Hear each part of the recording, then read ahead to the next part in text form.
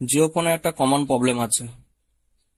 যে কোনো জিওতে এটি কিছু ছবি বা ভিডিও, কোনো কিছু যদি ছবি তোলা বা ভিডিও রেকর্ডিং করা যায়, তাহলে এই প্রবলেমটি বেশিরভাগ চলে আসে, কারণ এটা মেমোরি লোড হয়ে গেলে প্রবলেমটা হয়।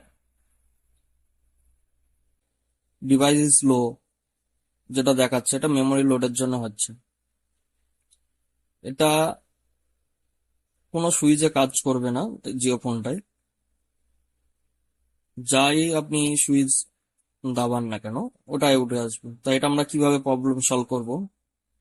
আর এটা জিওর যে কোনো মোবাইলেই হয়। এটার মডেল নাম্বার হচ্ছে জিও F220B।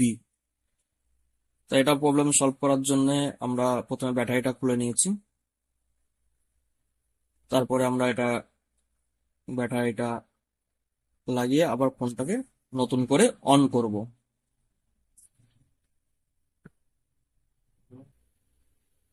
আমরা ব্যাটারিটা এখানে লাগিয়ে নেব।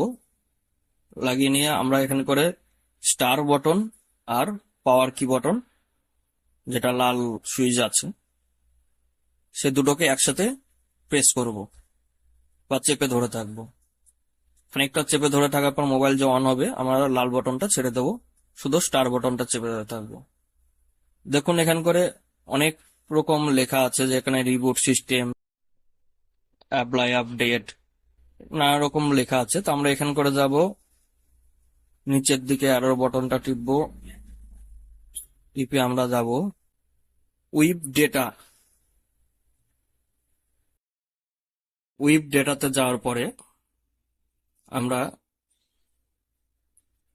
লাল বটনটাকে প্রেস করব। লাল বটনটা প্রেস করলে এখান করে তারপরে আমরা নিচের ডাউন বটনটাকে প্রেস করে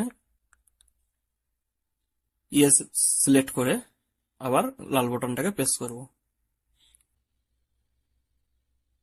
অটোমেটিক মোবাইলটা অফ হয়ে যাবে।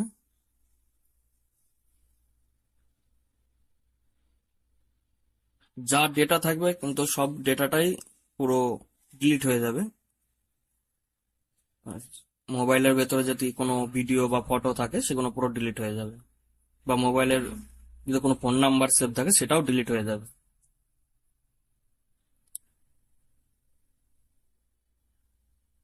দেখি মোবাইলটা অন হলে আমাদের প্রবলেম সলভ হয়ে যাবে।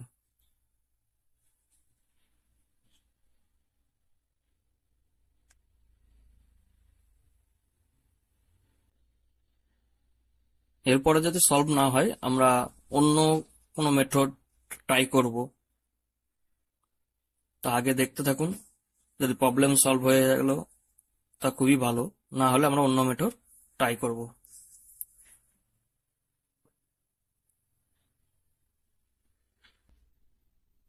হুম, চলে এসছে। এবার আমরা এখান থেকে ল্যাঙ্গুয়েজ সিলেক্ট করব, দিয়ে ওপরের বটনটা দেখবেন নেক্সট দাবাবো, তারপরে অ্যাকসেপ্ট, আবার অ্যাকসেপ্ট। ব্যাস, আমাদের মোবাইল অন হয়ে গেছে, পুরো মেমোরিটাও খালি হয়ে গেছে, আমাদের প্রবলেম সলভ হয়ে গেছে।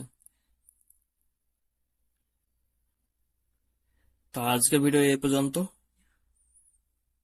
ভিডিওটি ভালো লাগলে লাইক, শেয়ার আর কমেন্ট করবেন। কার কার প্রবলেম সলভ হলো সেটাও কমেন্টে জানাবেন। আর সাবস্ক্রাইব বটনটা প্রেস করবেন। ভালো থাকুন, সুস্থ থাকুন। আবার দেখাবে নেক্সট ভিডিওতে।